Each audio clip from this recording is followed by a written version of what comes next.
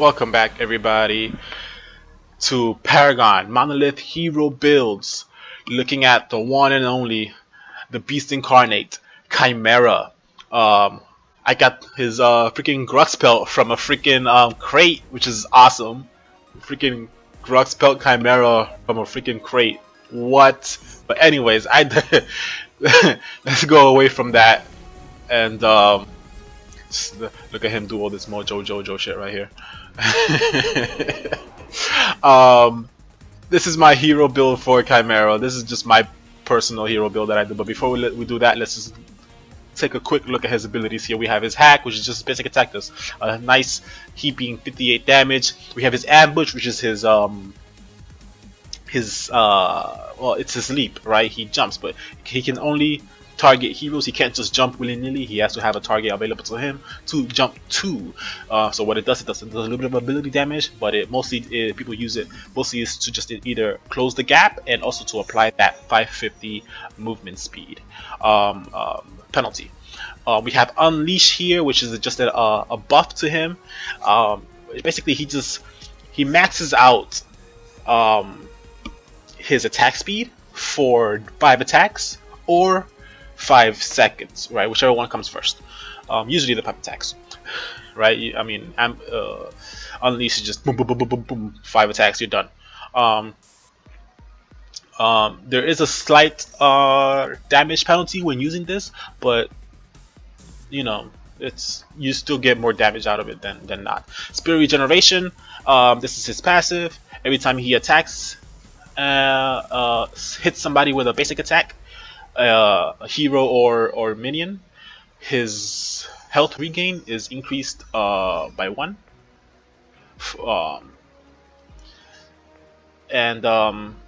Yeah, it just gets better and better. Usually people max it out first. You want to max this out first, followed by Unleash, followed by Ambush, and obviously his ult whenever it's available. His ult is basically just a stun. Is it a stun? Yes, a stun. It does damage and it applies a slow. So whatever you need to assassinate somebody, that's what he does. So he's basically just an assassin, single target burst. You know, I'm gonna get on you. I'm gonna unleash my whole kit on you, and you're gonna die. That's the premise for him. So let's go here. Oh, whoa! What was that? I went out of full screen mode for some reason. That was weird. Okay. I don't know why that happened. Whatever. You can still see everything, I hope. So I'm gonna go here into. There we go. I'm gonna go here into my build. I have 39 out of 40 cards. Yeah, let's go ahead and add a healer token just for shits and giggles in case we have to lane. Psst, yeah, right. Khaimera is a jungle. Put him in the jungle, people. Please put Khaimera in the jungle. Don't make him lane. So right off the bat, we see here a bunch of low upgrade, low cost cards, and just a couple of high upgrade, high cost cards. So I'm just gonna go through the order that I build him in during a match.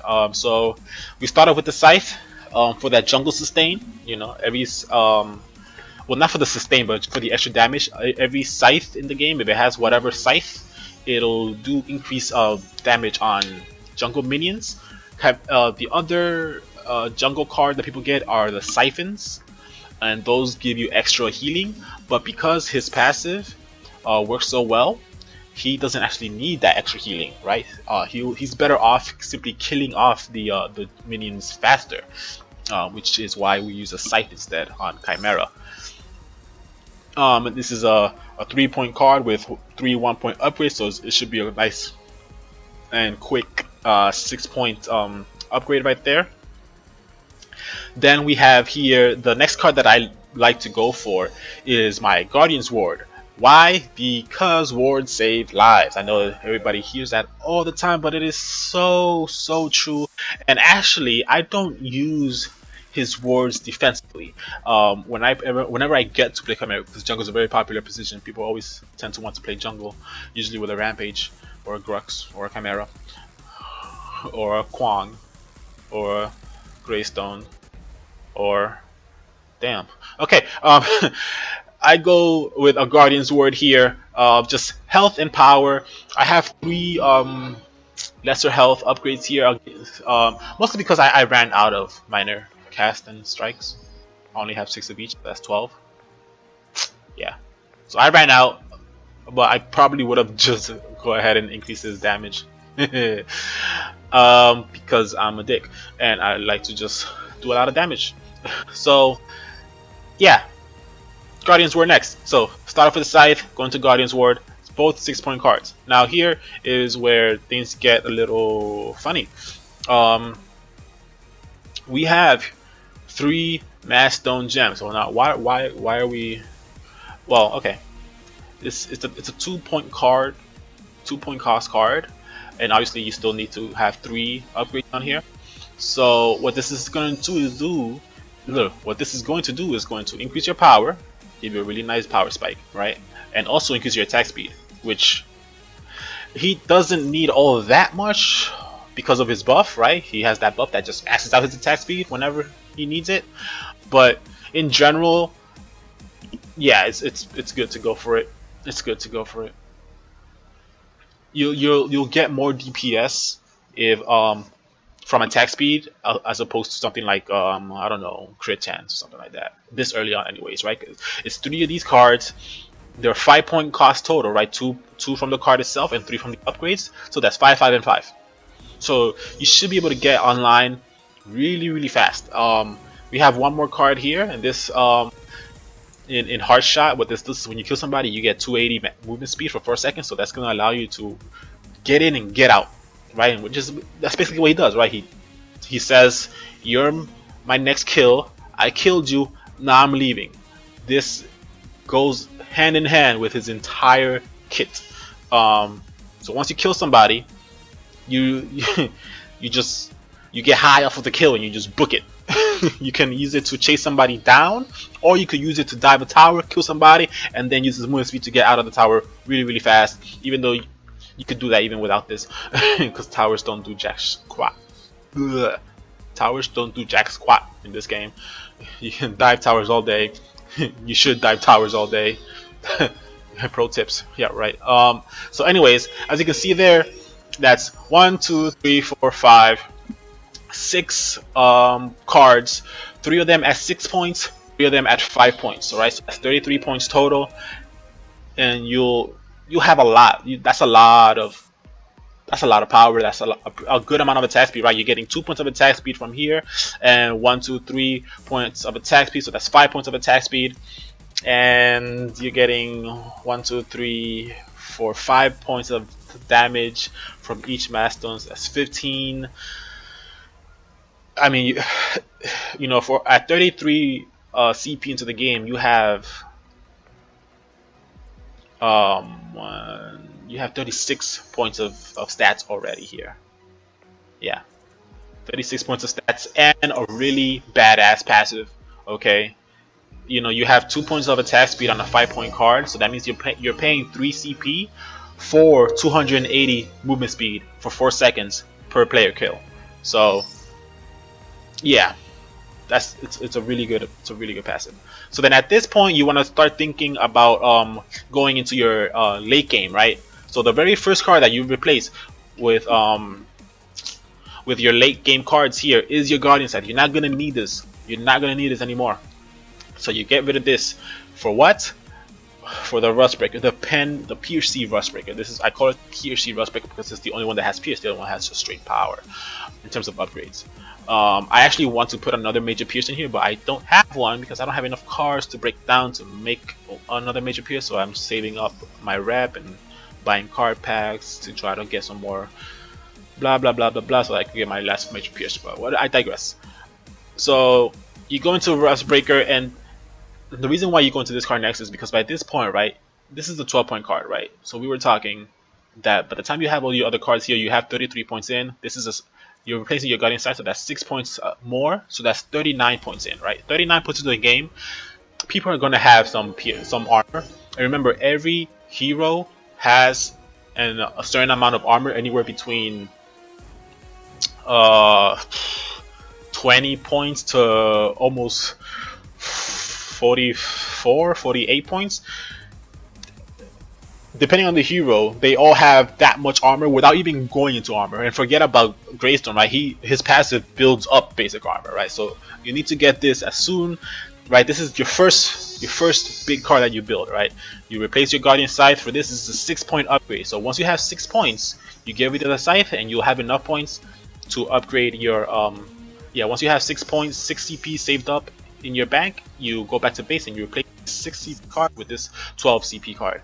After that, you want to go into your Spear of the Rift Hunter here. I looked at various cards, but I decided to go with Spear of the Rift Hunter because it gives you the most value in terms of crit chance, without spending too many resources, right? So here we're getting 48% crit chance, right? That's 48. Might as well just call that 50%, right? So every other hit you're gonna be critting, right? And then with this buff, you're gonna do 5 hits in quick succession, right? So you're gonna hit really, really hard, especially after you get Feral Stone online, right? And this is all attack speed right here with a nice crit bonus. I like Feral Stone over Blast Harness because it's green and I don't have any other green cards here, and he's green and red. So why didn't I have, I might as well put a green card in here. Yeah. So attack speed, yeah, because crit chance works really well with attack speed, and you want to be critting a lot. So self-explanatory. This is a crit bonus. You can't. People should not try not to have crit chance if you can't go into crit bonus. They kind of go hand in hand. You almost to get the most DPS out of one stat, you need the other stat basically. Obviously, crit bonus is useless without crit chance, but crit chance is greatly enhanced with crit bonus. Obviously, you mean 100%? Come on, 100%? What the hell, So get that crit bonus because characters have a base of 50% crit bonus, right?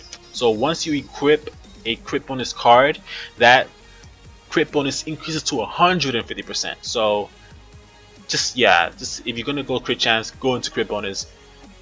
The damage is real. It makes a real difference. We went with the attack speed because we don't have enough attack speed in the deck at the end game here, but that's okay because that's Khaimera. And that's what he does. He just hits like a truck all day. And then after that, by the way, after you replace your Guardian Scythe, the other cards you're replacing are your Battle Gems. There's these 5-point cards. And keep in mind, these are 12-point card upgrades, right? 12 here, 12 here, 12 here, 12 here. These are only 5-point cards, right? So that's 7 points of difference. So that means that you need to save up 7 points and then go back to base and upgrade one of these cards. So that you can fully upgrade the card, right? I mean, if you want to, you could probably go a little bit earlier for Spear, just to give yourself a little bit of crit chance. But there's no point in rushing it. It's better to just get the full card fully upgraded when you go back to base instead of having to do multiple trips just to upgrade the same card, right? You want to keep that in mind in your head. Some people prefer to go for the crit bonus card before they go for the crit chance cards. Whatever, it's just preference really. In terms of damage, it's better to go for the crit chance first because you're still going to be critting.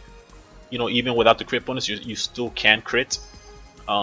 So it's like, I guess, in terms of like DPS, it's better to go for the crit chance before your Feral Stone. But the Feral Stone also is going to give you that nice attack speed bump that you will be needing. You will be feeling it. You're gonna be wanting it, because this heart shot here it's only gonna give you 2 points of attack speed. So that's gonna be the final build basically. That's gonna be it, right? You have a Guardian Sword and a heart shot, both at 6 points, right? So that's your 2 6-point slots right there, and then your other 4 slots are all gonna be 12s, right? Double Rust Breaker here at 12 and 12, Spear of the Rift Hunter here at 12, and Feral Stone at 12. That's gonna be it. Yeah, it's a pretty it's a build that lends itself to early mid game domination, and it slows down a little bit at the end game.